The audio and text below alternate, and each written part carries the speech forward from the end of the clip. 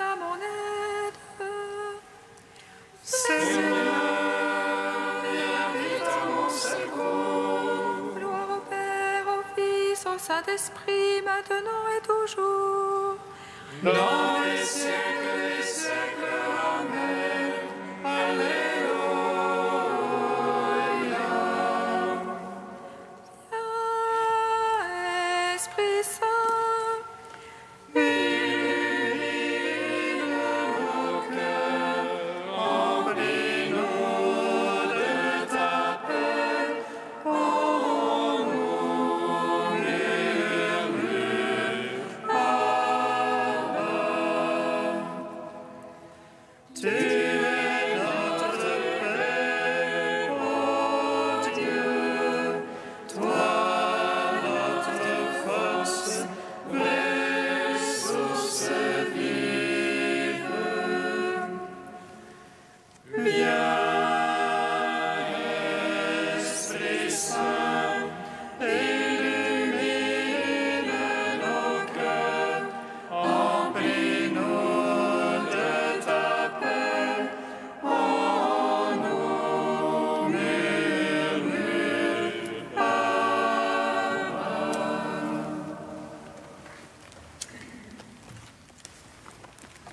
apprenons de l'ange la joyeuse nouvelle.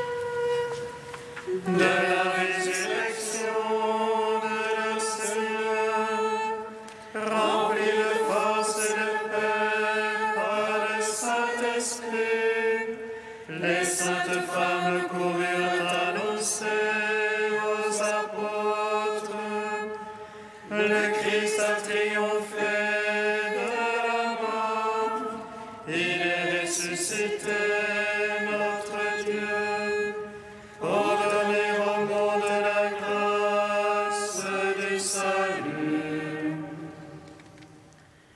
Apprenant de l'ange la joyeuse nouvelle de la résurrection de leur Seigneur, rempli de force et de paix par le Saint-Esprit, les saintes femmes coururent annoncer aux apôtres: le Christ a triomphé de la mort, il est ressuscité, notre Dieu, pour donner au monde la grâce du salut. Apprenons de l'ange la joyeuse nouvelle de la résurrection de leur Seigneur, rempli de force et de paix par le Saint-Esprit, les saintes femmes coururent annoncer aux apôtres: le Christ a triomphé de la mort, il est ressuscité, notre Dieu, pour donner au monde la grâce du salut. Psaume 118, strophe 9. Dans ta bonté, Seigneur, tu m'as comblé de ta parole. Dans ta bonté, Seigneur, tu m'as comblé de ta parole. Tu as fait du bien à ton serviteur, Seigneur, selon ta parole. Apprends-moi le bon sens et le savoir, car j'ai foi dans tes ordres.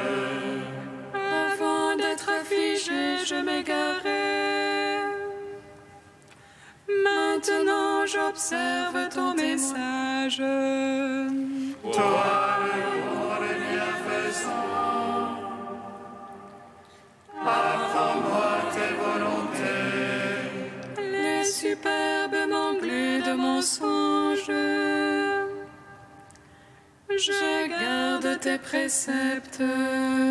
L'orgueil est comme la graisse, mais ta loi fait mes délices.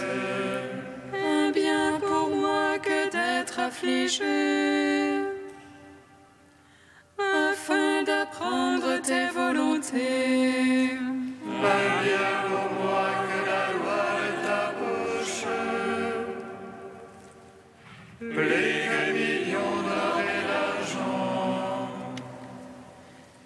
Gloire au Père, au Fils, au Saint-Esprit, pour les siècles des siècles. Amen. Dans ta bonté, Seigneur, tu m'as comblé de ta parole. Psaume 52. Tout ce que vous demanderez à mon Père en mon nom, il vous l'accordera. Tout ce que vous demanderez à mon Père en mon nom, il vous l'accordera. L'insensé a dit dans son cœur, non plus de Dieu.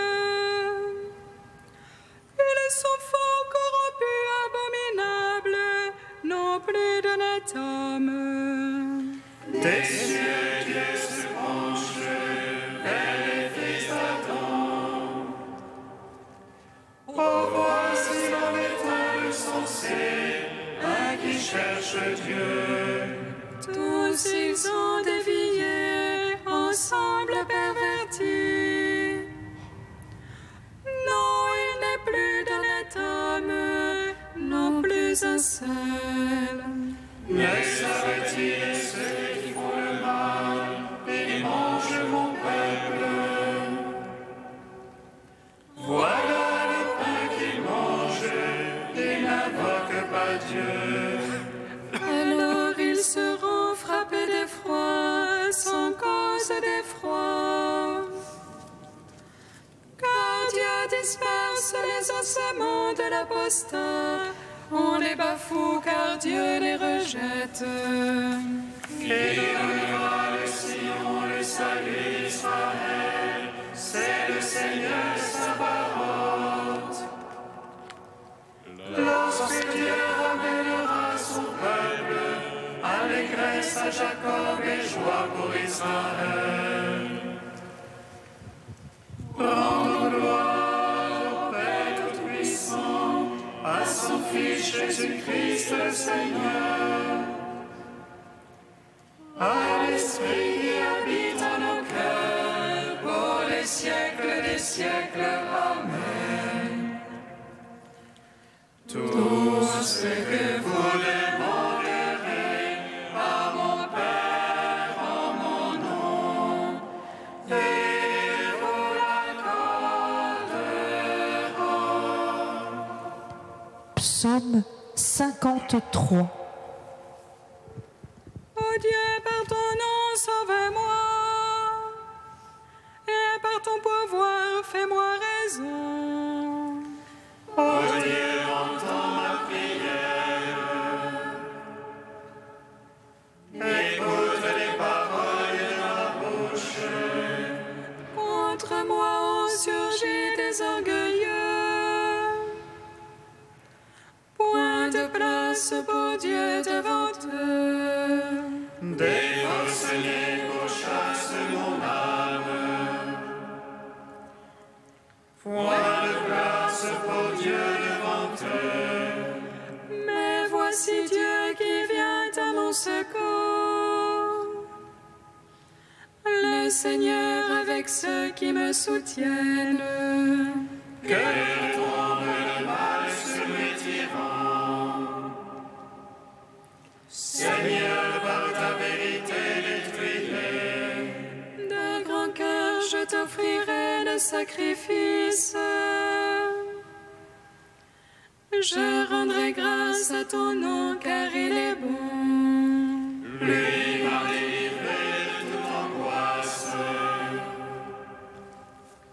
Mes ennemis me sont donnés en spectacle. Gloire au Père, au Fils, au Saint-Esprit, pour les siècles des siècles. Amen. Tout ce que vous demanderez à mon Père en mon nom, il vous l'accordera. Cantique d'Isaïe, page 299. Ouvrez, ouvrez, frayez la route, enlevez tout obstacle du chemin de mon peuple. Car ainsi parle le Saint, le Très-Haut, qui habite une demeure inaccessible. Saint et Très-Haut, je demeure, tout en étant avec l'homme humble et contrit. Pour animer l'esprit des humbles, rendre la vie au cœur contrit. Elle n'est pas pour toujours ma querelle, je ne persisterai pas à m'irriter. Car devant moi tout souffle périrait, les vivants que j'ai faits expireraient. L'iniquité de sa violence m'a irrité, et le détournement je l'ai frappé. Rebelle, il suivait les chemins de son cœur, mais ces chemins je les ai vus. Cependant je le guérirai, le conduirai, lui et tous ses affligés, leur prodiguant le réconfort, faisant éclore la louange sur leurs lèvres. Père, à celui qui est loin, et à celui qui est proche. Oui, je le guérirai, a dit le Seigneur. Rendons gloire au Père Tout-Puissant, à son Fils Jésus-Christ le Seigneur, à l'Esprit qui habite en nos cœurs, pour les siècles des siècles. Amen.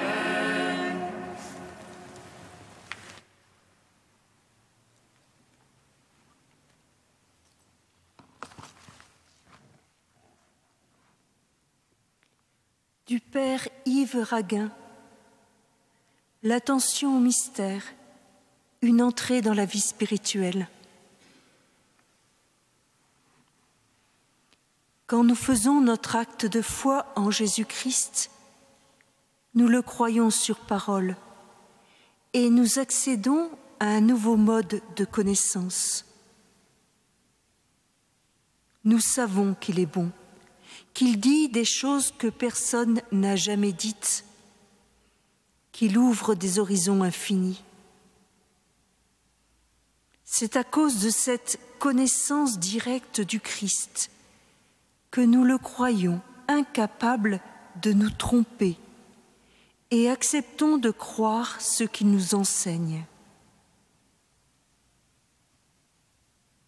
Quand nous avons dit au Christ « Je crois », que se passe-t-il? Apparemment rien d'extraordinaire.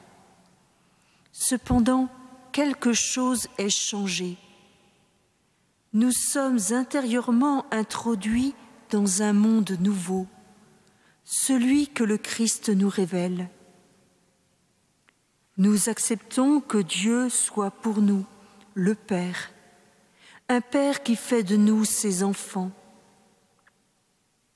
Nous nous disons enfants de Dieu, et nous le sommes en effet, comme dit saint Jean dans sa première épître.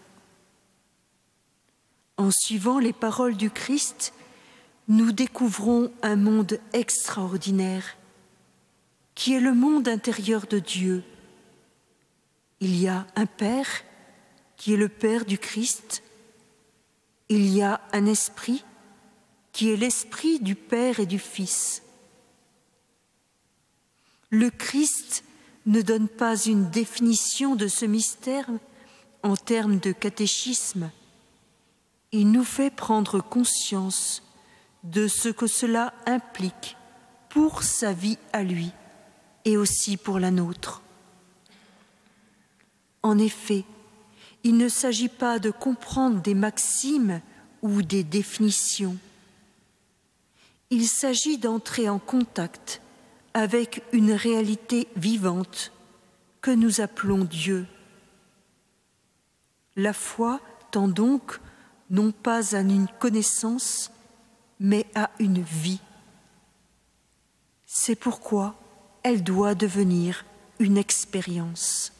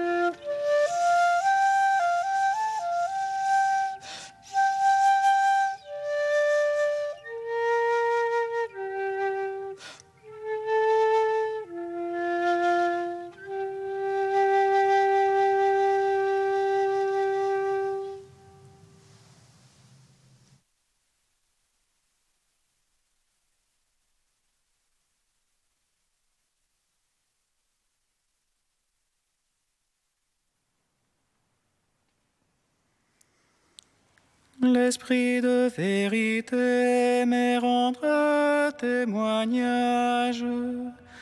Vous serez mes témoins, car vous êtes avec moi depuis le commencement.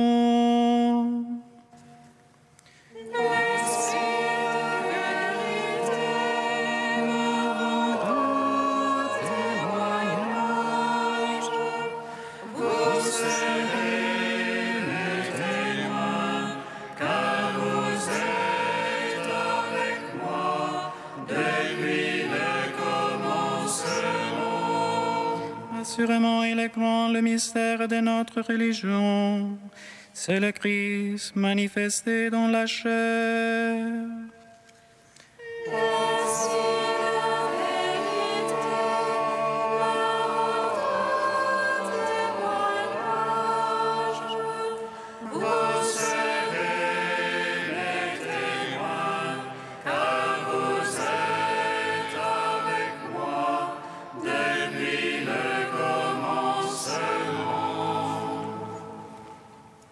Lecture de la première lettre de saint Paul apôtre à Timothée. Bien-aimé, je t'écris avec l'espoir d'aller te voir bientôt. Mais au cas où je tarderai, je veux que tu saches comment il faut se comporter dans la maison de Dieu, c'est-à-dire la communauté, l'Église du Dieu vivant, elle qui est le pilier et le soutien de la vérité. Assurément, il est grand le mystère de notre religion. C'est le Christ, manifesté dans la chair, justifié dans l'esprit, apparu aux anges, proclamé dans les nations, cru dans le monde, enlevé dans la gloire. Gloire à toi, Seigneur, louange à toi. Gloire à toi, Seigneur, louange à toi.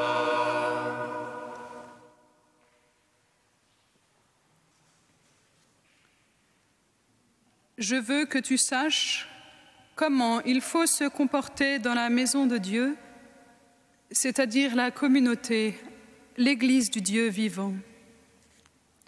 Paul ne s'apprête pas ici à donner à Timothée des consignes de bonne tenue à l'intérieur de l'Église bâtiment. La maison de Dieu, c'est l'assemblée du Dieu vivant. Et dans la maison de Dieu, tout homme qui fait partie de l'Église avec un grand E. Et cela a des conséquences pratiques. Notre comportement ne peut pas être divisé, saucissonné entre les moments où nous sommes dans l'Église, avec un petit E cette fois-ci, et les moments où nous sommes au bureau, au gymnase, à la cuisine ou au salon. Partout où nous sommes, partout où il trouve un cœur pour demeurer, Dieu réside. J'habiterai au milieu d'eux et j'y marcherai. Nous nous devons donc d'avoir une conduite qui convienne partout où nos pas nous mènent.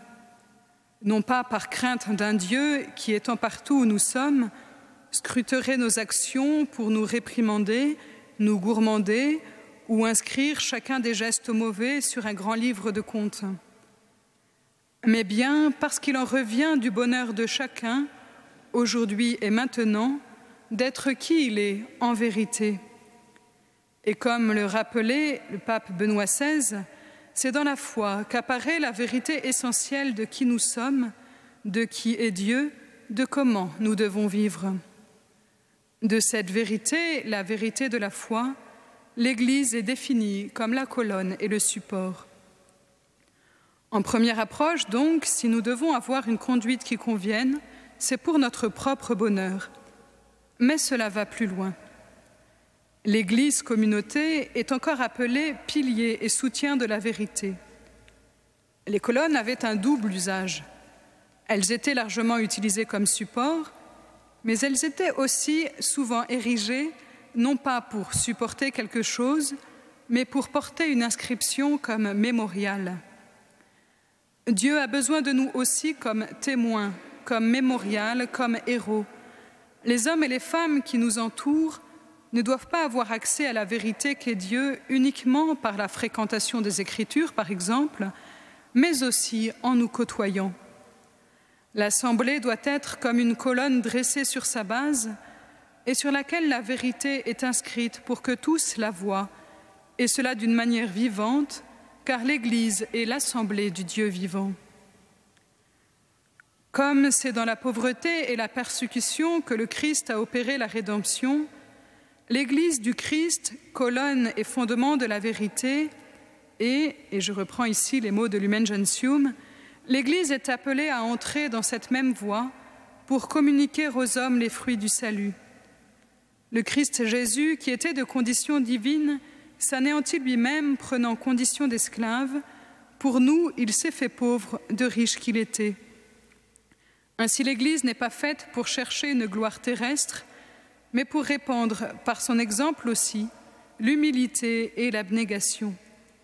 Le Christ a été envoyé par le Père pour porter la bonne nouvelle aux pauvres, guérir les cœurs meurtris, chercher et sauver ceux qui étaient perdus. De même, l'Église enveloppe de son amour ceux que l'infirmité humaine afflige. Bien plus, dans les pauvres et les souffrants, elle reconnaît l'image de son fondateur pauvre et souffrant, elle s'efforce de soulager leur misère, et en eux, c'est le Christ qu'elle veut servir. L'Église, c'est chacun d'entre nous, et cela nous engage personnellement et concrètement.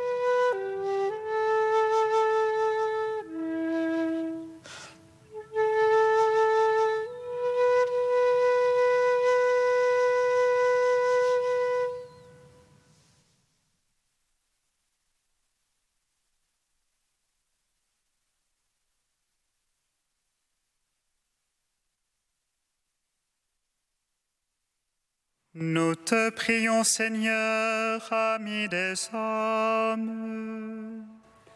Nous te prions, Seigneur, ami des hommes. Seigneur, nous te prions pour les nouveaux martyrs de notre temps. Au cœur de leur épreuve, accorde-leur la force et la joie qui vainc toute peur. Nous te prions, Seigneur, ami des hommes. Seigneur, nous te prions pour nos responsables politiques, économiques et religieux. Puisse chacun d'eux être conscient et soucieux du bien commun et de l'entente entre les peuples. Nous te prions, Seigneur, ami des hommes. Seigneur, nous te prions pour ton Église, pour le pape, les évêques, les prêtres et pour tous les baptisés. Accorde à chacun d'eux de grandir vers toi et d'être témoins de ton amour là où tu les as placés. Nous te prions, Seigneur, ami des hommes. Ô Dieu saint, ô Dieu fort, saint immortel, prends pitié de nous.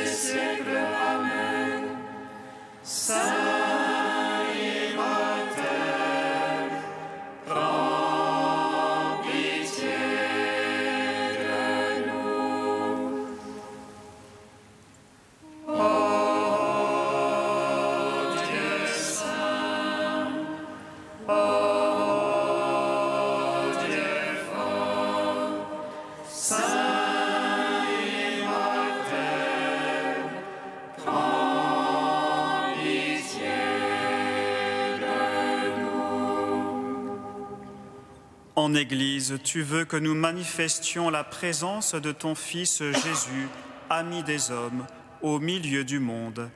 Père, nous te louons.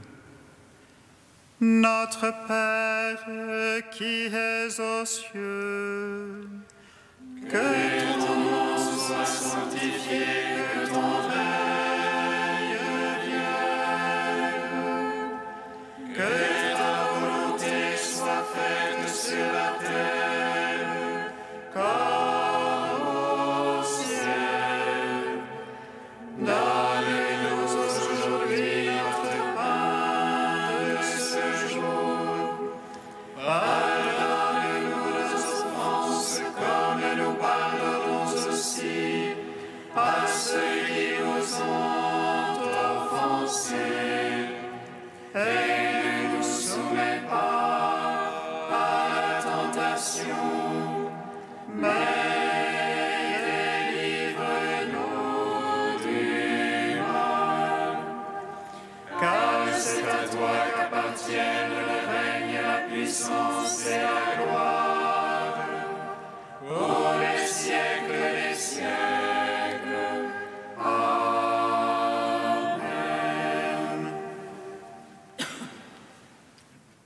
Seigneur, tu as donné à ton peuple, dans les saints Corneille et Cyprien, des pasteurs dévoués et d'invincibles martyrs. À leur prière, fortifie notre courage et notre foi, et accorde-nous de travailler avec empressement pour l'unité de l'Église. Par Jésus-Christ, ton Fils unique, notre Seigneur et notre Dieu, qui vit et règne avec toi dans l'unité de l'Esprit Saint, un seul Dieu pour les siècles des siècles. Amen. Bénissons le Seigneur.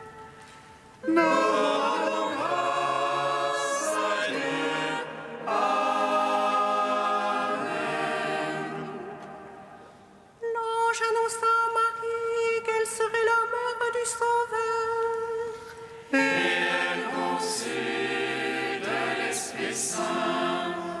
Réjouis-toi, Marie, pleine de grâce, le Seigneur est avec toi.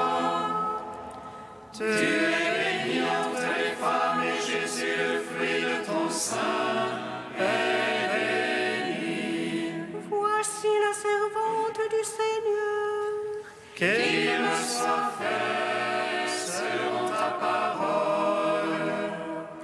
Réjouis-toi, Marie, pleine de grâce, le Seigneur est avec toi.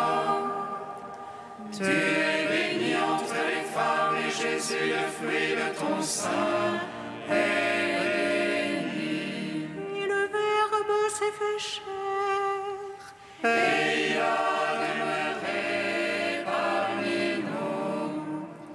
Réjouis-toi, Marie, pleine de grâce, le Seigneur est avec toi.